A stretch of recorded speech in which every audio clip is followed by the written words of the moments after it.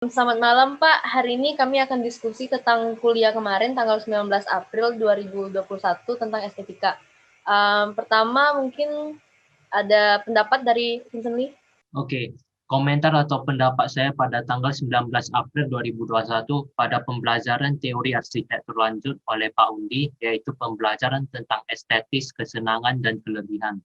Estetis yang berarti suatu nilai yang diberikan seseorang untuk menunjukkan keindahan apa yang telah dipandang oleh orang tersebut. Kesenangan yaitu hal yang rumit untuk dicapai seseorang ketika dalam keadaan terdesak, dan kesenangan tersebut membuat kita sulit untuk menemukan apa gairah kita yang selama ini kita lakukan atau kita capai. Dan yang terakhir yaitu kelebihan, yang mempunyai definisi suatu positivisme yang dapat mempengaruhi sistem kinerja yang dipunyai oleh setiap apa yang ada di alam semesta kita ini. Seperti contohnya misalnya, kita dapat mengintrospeksikan diri kita sendiri untuk dapat lebih mengontrol emosi diri kita sendiri dan mengendalikan apa yang ada di dalam pikiran kita masing-masing. Jadi secara keseluruhan dapat kita ringkas untuk lebih dapat kendalikan pikiran dan tenangkan emosi untuk mencapai suatu keindahan, kesenangan, dan kelebihan. Ya, itu saja dari saya. Terima kasih. Nah, berarti kan ada tanggapan nih selanjutnya nih. Kira-kira tanggapan dari Angel dan Jessica gimana tuh? Dari perkataan Vincent Lee itu.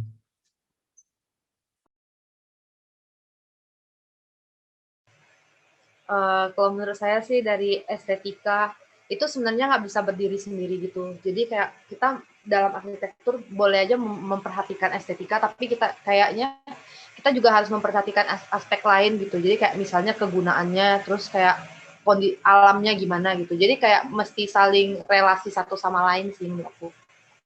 Iya, menurut aku juga gitu sih. Soalnya kan makin kesini juga yang arsitek itu lebih banyak memperhatikan estetikanya doang gitu daripada fungsi-fungsi bangunan, fungsi-fungsi arsitekturnya itu sendiri yang mereka desain.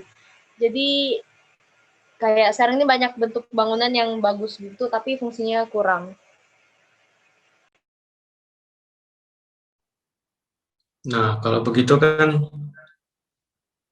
berarti kan estetika tuh gimana ya? Berarti kan dia memiliki sifat yang adaptif dan responsif ya. Berarti kan dia kan harusnya estetika tuh memiliki lingkup yang memiliki faktor pendukung lainnya gitu untuk mencapai suatu titik estetika yang sebenarnya gitu loh, dari segi arsitektur maupun non arsitekturnya gitu.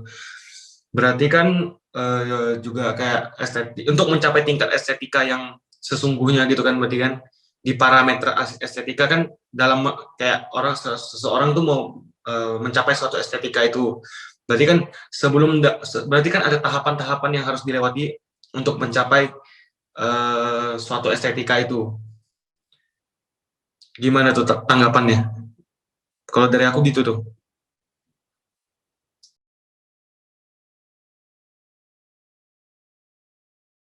Ayo Angel maupun Jessica, gimana tanggapannya? Coba kasih masukan juga lah.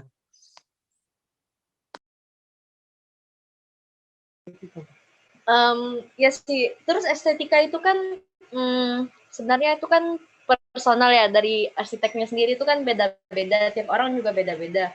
Mungkin kalau menurut dia itu bagus, menurut orang lain belum tentu bagus juga. Ini kan kayak ada yang pernah kita bahas di salah satu materi kuliah kita juga. Jadi itu juga salah satu yang harus diperhatikan juga sih, kayak gimana yang menurut kita itu bagus bisa diterima gitu sama orang lain.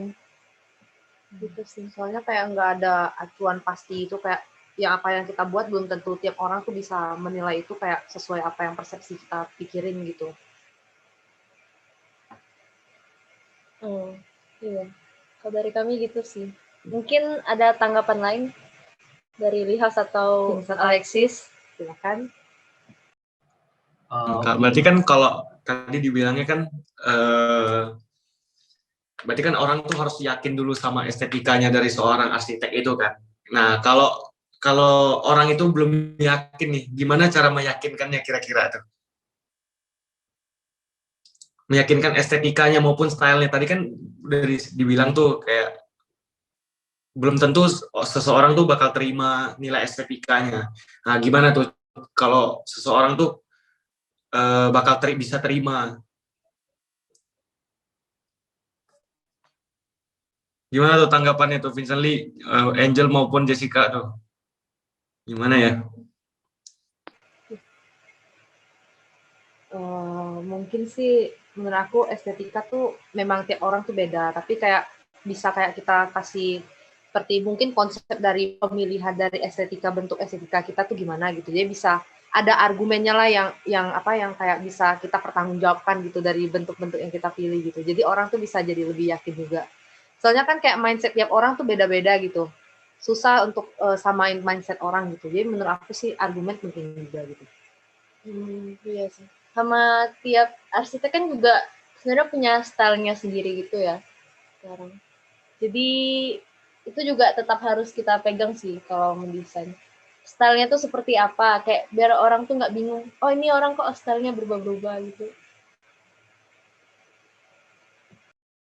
Mungkin gitu sih. Kalau dari Lihas gimana?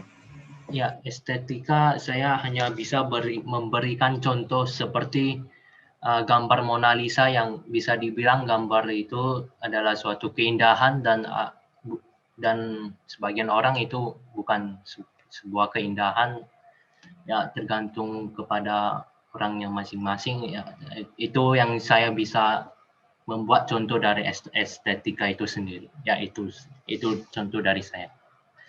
Terima kasih. Nih, kalau berarti dari nilai estetika dari tadi gambar Mona Lisa itu kalau dikaitin sama pemikiran orang yang pada umumnya tuh misalnya kayak orang itu tuh lihat gambar ini tuh biasa aja gitu loh.